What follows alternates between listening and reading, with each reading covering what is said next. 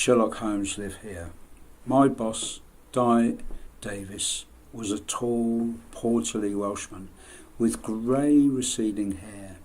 He had a wonderful, almost wicked grin, which revealed a missing tooth, lost in a Welsh rugby game many years ago. He looked a little bit old, but except for his eyes, which twinkled with youthful vigour, as he ruefully grinned at the ladies and kissed their hands with great charm.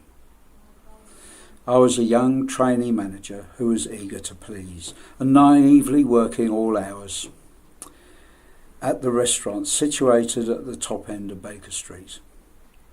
Despite being a busy part of London, there was a friendly atmosphere in the area amongst the nearby residents and local traders. People all knew each other round there.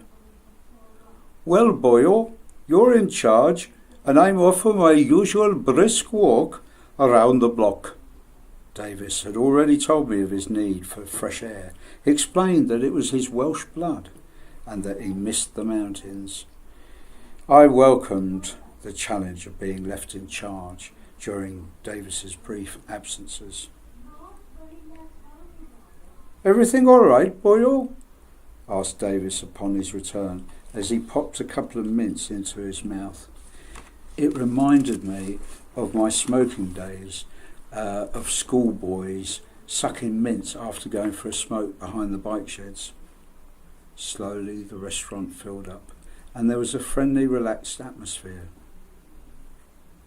There was a very gentle, nice hubbub in the restaurant. 2 women came in and smiled at Davis. One of them asked in a loud American accent, "Tell me, did Sherlock Holmes live here?" "Oh, yes, indeed he did. Of course he did. You have come to the right place," said the suave Davis, lying through his teeth, as he led them to their table. As soon as I knew that someone was American, I'd rush into the kitchen and fill a big glass jug full of ice cubes and then add a little water up to the top of the jug, as I knew it could earn us tips. This is the first place in the whole of Europe to give us ice water," said one of the women. Davis went over to take the American lady's order. "Excuse me, could you tell me what is Dover Sole?" one of them asked in a loud voice. "Well, look you, Dover is a nice town, charming town on the south coast of England," replied Davis. "But what is Sole?" the American asked in an even louder voice, and the people at the neighbouring table looked up, startled. "Well, it's a very rare sort of a flatfish that lives next to the beautiful white cliffs of Dover," said Davis, as he made a sort of horizontal gesture with his hand. But despite his charm, the 2 women chose trout. "Oh, what a wise choice. Trout was one of Holmes's favourites, you know," said Davis. Then later, as they left the restaurant, Davis kissed each woman on the back of the hand with great panache.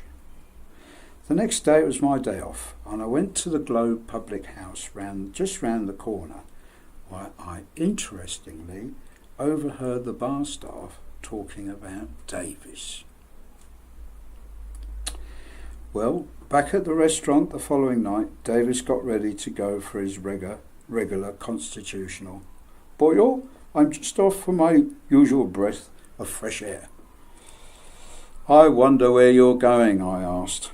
"Oh, nowhere in particular, Boyle. Just my usual walk around the block."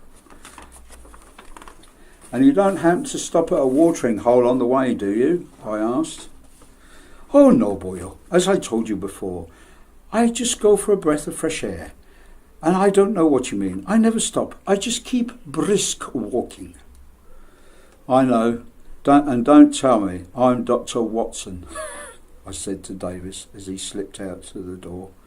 He was off to the Globe public house, while I arranged for the landlord to give Davis his usual drink and to tell him it was from his friend Dr. Watson back at the restaurant. And that's the end of the story. Thank you for watching. Do take care, and I hope do subscribe to my channel. Thank you so much for watching. Bye bye.